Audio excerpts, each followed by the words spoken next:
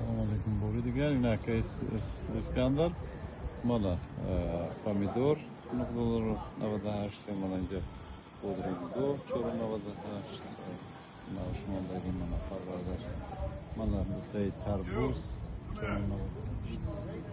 Mananja kalanfurgo. Mana sepulcha mana injon mana Apoio Corre, Klubnika, Cholda. Fucking question!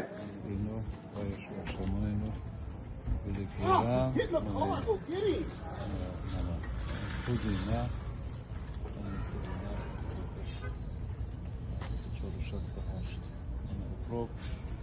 Çoruşası çorba haşt. Manchana mutluyum o hasmızın neydi? Tamam. Rayhon, Rayhon.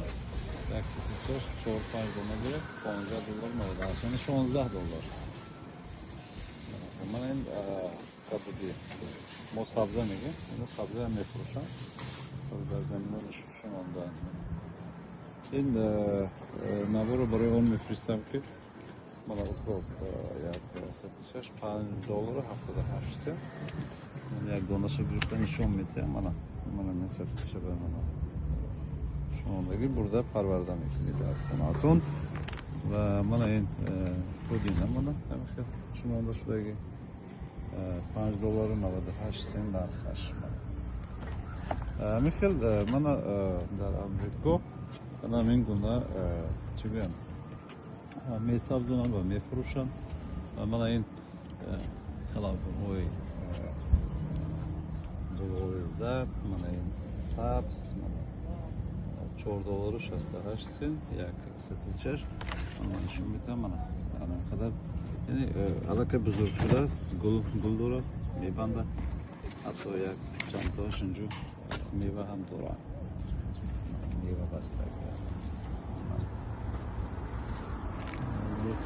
Mana vardım dar Amerika fakat mehnat mana yuqori kuchli pomidor satışa pomidor va pomidor ham zoti mana asbash nishonka shuning zotas hatto dedimki hemen do'sti tarbuzlar ham mana $4.68 yak chubaka shunja $3 chordona parvarda mekuni mana این تربوز mana شش کسی خواهش دارد میبرد در نزد حولیه‌اش مخصوص رو میشنونن چون اینا در حولیه‌شون آبچکاری نمیکنن یعنی در حولیه‌شون پامیدور با بولینگ و کبودی اینا نمیشنونن من این فضاتی پامیدور $9 نوشتم یک سکتش خیلی بزرگ شده است من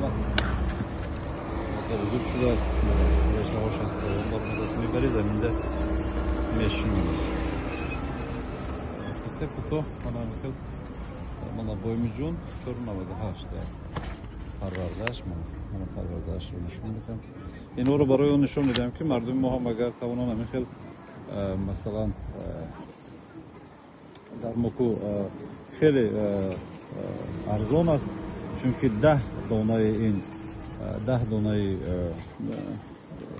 قلنفور باشد یا اینکه ریحان باشد یا اینکه پایمیجان باشد 10 دانه اش قریب یک سامان است اینجا بین که یک دانه اش حتی در سطح مخصوص با مهنت زیاد سبزانده شده است $4 $5 است 498 این سبز رو برای آن میکشم با دهقانان با شاورزان با هموطنان عزیز خود در بابت کبودی زارتونی و اینکه بابت پرورش سبزوارکاری موفقیت خواهند و باقی به شما تنیسیت امید دارد و همه ایمان دهقانانی که در تاجیکستان زحمت میکشند البته از زحمت آنها دسترخوان ما و شما بای و غنی است.